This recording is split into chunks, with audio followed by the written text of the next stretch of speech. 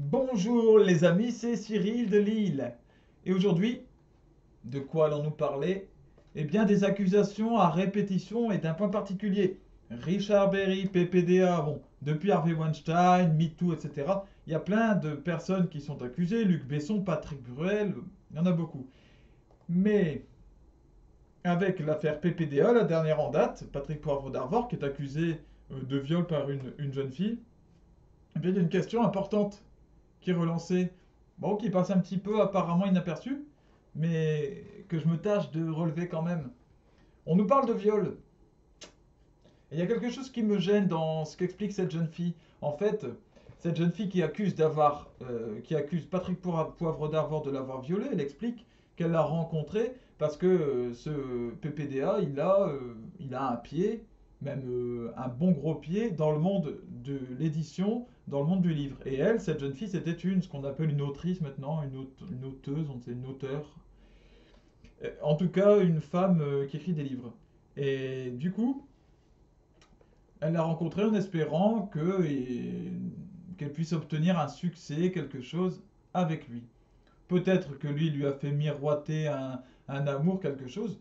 Toujours est-il qu'elle a eu des relations sexuelles avec lui qui n'étaient pas forcées.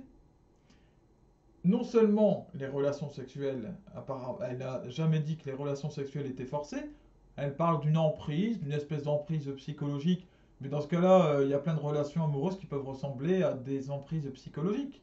Donc il faut être vraiment clair sur cette question. Et d'un autre côté, euh, eh bien, on oublie le fait qu'elle a fait cela par intérêt. Elle a fait cela aussi parce qu'elle espérait être éditée. Elle espérait du coup obtenir la gloire.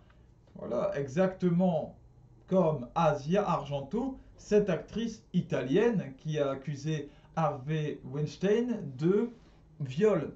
Mais Harvey Weinstein n'a pas été reconnu coupable de viol. Le viol, ça a une définition. Le viol, c'est, je cite, un acte sexuel, le plus souvent un rapport sexuel, par la force, la surprise, la menace, la ruse, plus largement l'absence de consentement. Or là, il y a du consentement. Cette Asia Argento, pourquoi est-ce qu'elle a eu des rapports avec ce Harvey Weinstein? C'est parce qu'elle espérait euh, que les portes d'Hollywood s'ouvrent pour elle. Weinstein, il avait la Weinstein Company qui avait pignon sur rue au niveau de la production de films au cinéma à Hollywood. Et lui a dit, écoute, tu veux jouer dans tel film, tu veux rencontrer un tel, etc. Bah tu viens dans ma chambre et puis bah tu passes à la casserole. Voilà. Alors, évidemment qu'agir comme ça, évidemment qu'un PPDA qui dit, bah écoute, je viens de faire découvrir le monde du livre et de l'édition, tu viens boire un verre avec moi, après on va chez moi. Évidemment que ce type d'attitude, c'est salace. Évidemment que c'est sombre et que c'est vicieux. Je ne veux pas dire le contraire. Mais accuser ces personnes de viol, c'est bien facile. Et c'est se dédouaner soi-même de sa responsabilité. Voilà, alors là je parle de ces personnes précisément, hein. Dans les autres affaires, je ne me prononce pas, ce sont d'autres sujets bien sûr. Mais il y en a plusieurs où, eh bien, l'accusation de viol parfois semble permettre une mise à distance de sa propre culpabilité. Non, non, mais il m'a violé. Voilà.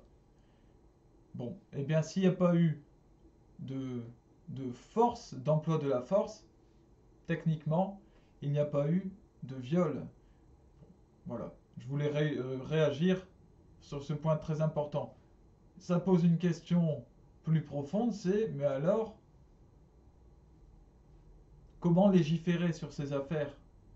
Qu'est-ce qui est dérangeant finalement? Parce que même si nous savons qu'il n'y a pas eu viol, Dominique Strauss-Kahn, même si nous savons qu'il n'a pas foncièrement violé Nafissatou Diallo, mais il y a quand même quelque chose qui nous gêne profondément là-dedans. Qu'est-ce que c'est? Eh bien, j'en parlerai demain. Voilà, petite publicité. La sainte du jour, alors c'est pas une sainte exactement, c'est Bienheureuse Isabelle de France.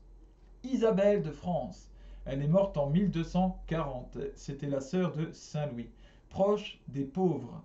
des malades, des lépreux. Entendez bien, parce que c'est vrai que ça, aujourd'hui, ça paraît bah, proche des pauvres. Qu'est-ce qu'il va faire avec des pauvres? Elle a fondé le monastère des religieuses de Notre-Dame de l'Humilité.